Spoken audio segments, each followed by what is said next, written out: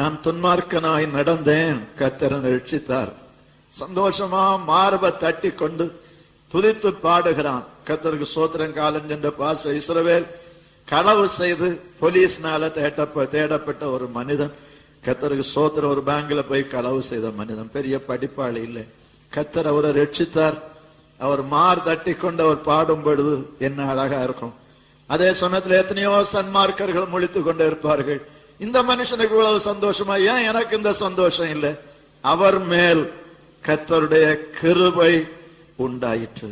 உங்களுக்கு இந்த தேவையானது கர்த்தருடைய கிருபை. கர்த்தருடைய கிருபை நோவாவுக்கு மாத்திரம் இல்ல, மோசேக்கும் கர்த்தருடைய கிருபை கிடைத்தது. யாத்திரா 33ஆம் அதிகாரம் 12ஆம் வசனத்துல அதை படிக்கிறோம். 34ஆம் அதிகாரம் 9ஆம் வசனத்திலும் படிக்கிறோம். ஆண்டவரே, உம்முடைய கண்கள் எனக்கு கிருபை கிடைத்ததானால் என்று சொல்லுகிறான். ஆண்டவர் மோசேக்கு கிருபையை கொடுத்தார். கிருபை, ஆண்டவருடைய கண்கள் உள்ள தயவு அவன் மேல் விழுந்தது. தாவீது அவனும் கிருபையை பெற்றான் என்று அப்போஸ்தலர் 7ஆம் அதிகாரம் 46ஆம் வசனத்துல படிக்கிறோம்.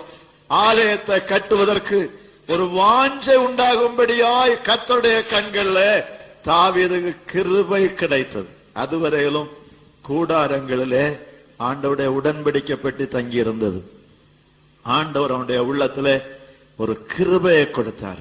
என் ஆண்டவருக்கு ஒரு ஆலயம் கட்டணும், என் ஆண்டவருக்கு ஒரு ஆலயம் கட்டணும். நான் கேதுரு மச்சுப்பாவுன வீட்டிலே வாசம் பண்ணுகிறேனே, ஆண்டவரே உம்முடைய உடன்படிக்கை பெட்டி கூடாரத்துல வாசமா இருக்கிறதே. அவனுடைய கண்கள்ல கிருபை. இன்றைக்கு அநேகருக்கு இதை பற்றி எல்லாம் ஒரு பாரம் இல்லை.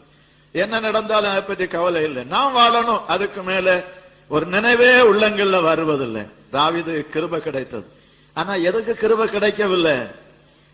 ஆலயத்தை கட்டுவதற்கு கிருபை கிடைக்கவில்லை. 49ஆம் வசனத்துல 47ஆம் வசனத்துல சொல்லி இருக்கிறது, சாலமோனோ ஆண்டவருக்கு ஒரு ஆலயத்தை கட்டினான். என்ன அழகான வார்த்தை பார்த்தீங்களா? தாவீதுக்கு அந்த ஆசை உண்டாச்சு, எனக்கு கட்டணும், ஆண்டவருக்கு ஒரு ஆலயம் கட்டணும், ஆண்டவருடைய வீடு. கர்த்தருக்கு ஸ்தோத்திரம். நான் ஒரு நாளை நினைக்கிறேன், 1971ஆம் வருஷத்துல இந்த ஜெப வீட்டை கட்டி கொண்டே இருக்கிறோம். ஜன்னல் மட்டும் வர கட்டிட்டோம். ஜன்னல் எல்லாம் கிடையாது, அதுக்கு ஒரு வெளி மாத்திரம், திறந்த வெளி. அது ஜன்னலுடைய கீழ் மட்டும் 3 அடி உயரம் கட்டிட்டோம். 3 அடி உயரம் தூண், அங்கங்கயா கருங்கல் தூண் கட்டி விட்டுருக்கு. ஒரு நாள் பெய்தது, ஒரு பெய்யா பெருமழை பெய்தது. நான் வீட்டுல படுத்திருந்த நான் இறங்கி இந்த மழையில வந்து நின்றேன்.